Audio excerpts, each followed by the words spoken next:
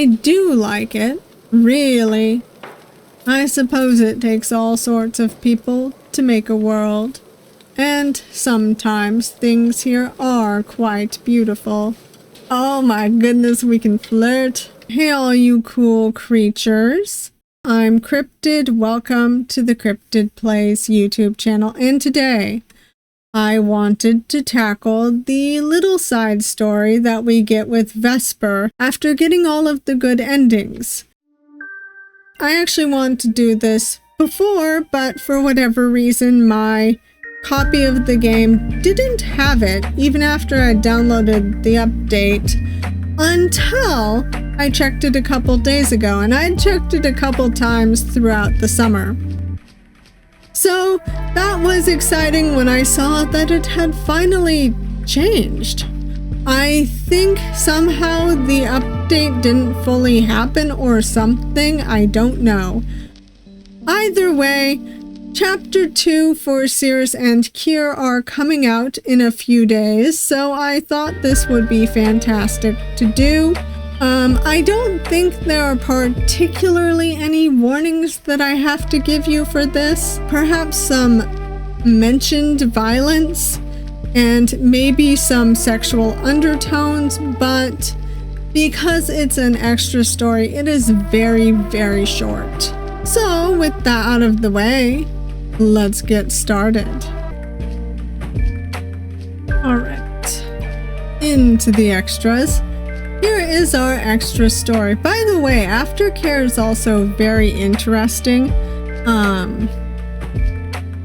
It's just a kind of a sweet little thing. I want to talk one-on-one with the main character, and I want to be guided through aftercare on my own. But we are not doing that. We are doing the extra story. You emerge from your room into the main dining space of the inn. The Leaping Bear is almost cozy, at least by the standards of the underground.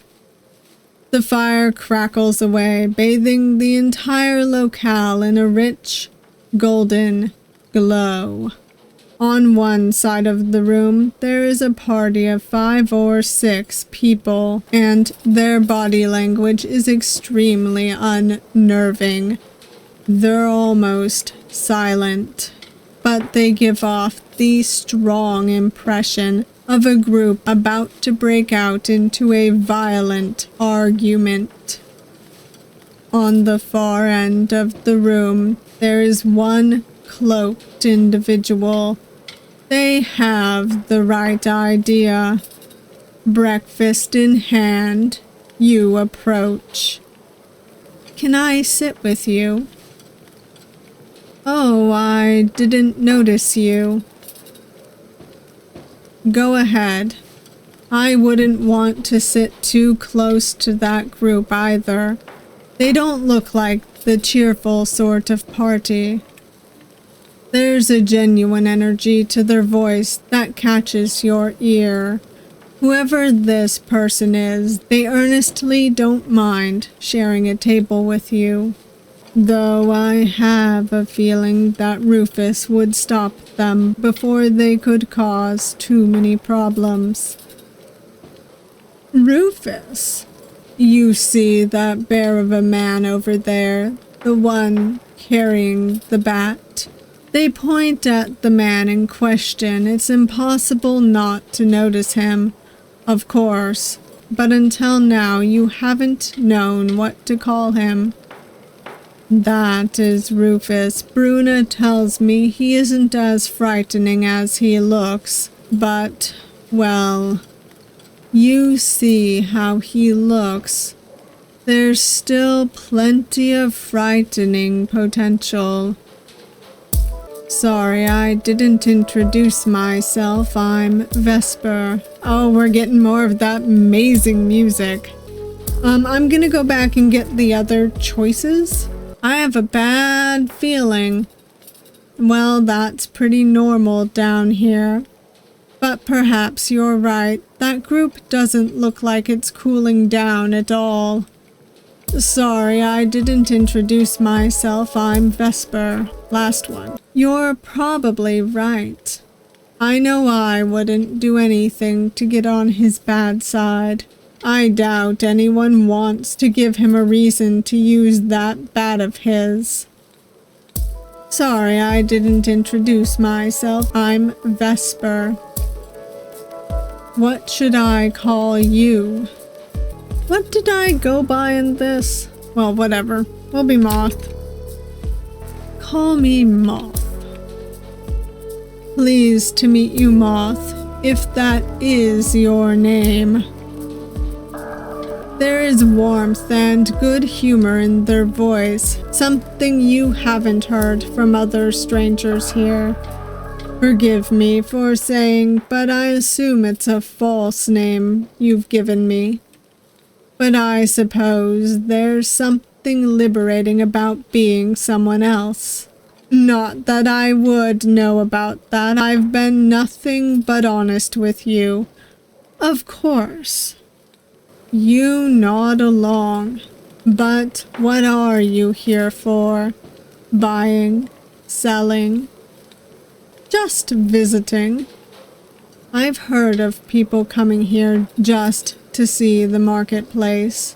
Can't say I fully understand it myself. I only came here because there was something I needed to buy. Turns out buying rare substances is quite difficult. Even in a marketplace that sells everything, a market that deals in rare goods just has all sorts of rarities, not an abundance of them. Alright, we're gonna go back. Selling? Vesper looks you up and down. I don't suppose you're hiding some very lucrative merchandise under those clothes of yours. There's a short pause. No, I didn't think so. They laugh a little. Alright, we're gonna go back again. We are buying. So am I. Best of luck on your search. It can be challenging to find what you need. What are you buying? Nothing at the moment. I'm rather picky about the rare goods I buy these days. Not just any rare good can satisfy my tastes. I'm fortunate to have found someone knowledgeable to help. A lunar priest, actually. He's got particular tastes for things I'd never considered before. But he's given me a lead, and I need that. Across the room, sound rings out. Fists slam on the table and dirty cutlery tumbles unceremoniously to the floor.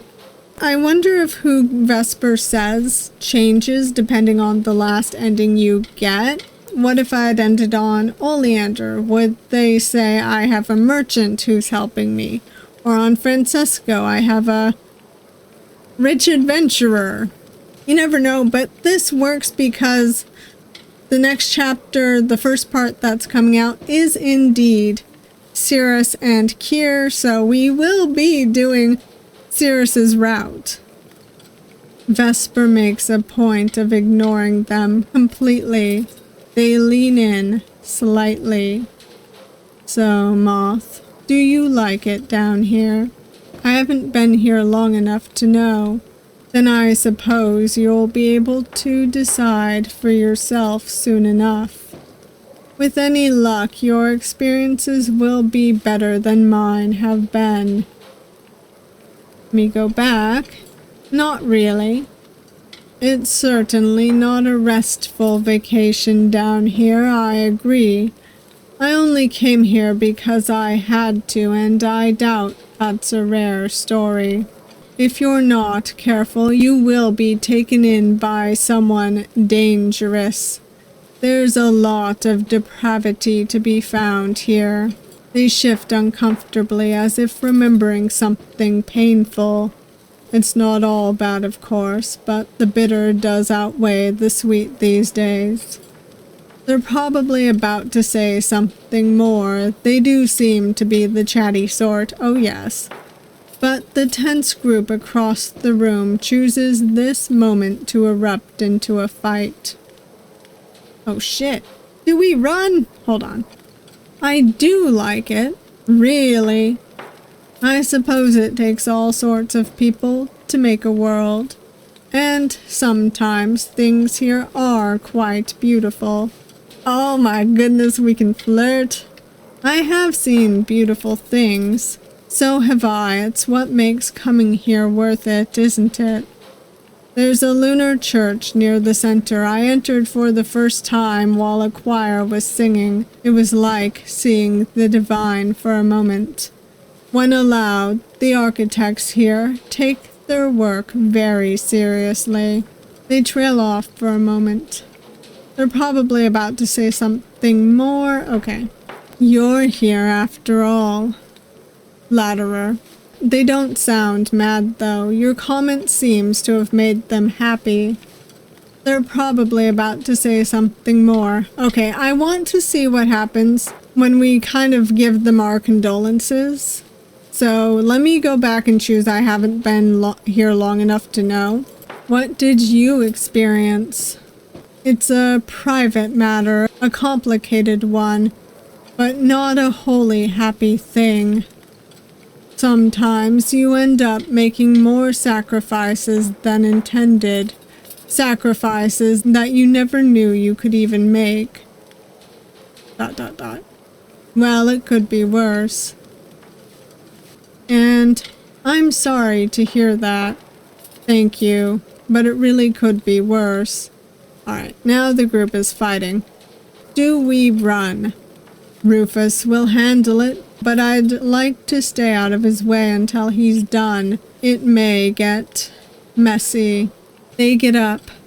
You abandon your half-eaten breakfast on the table to follow them. He's got a rather dangerous-looking bat, and I'd rather not see him use it.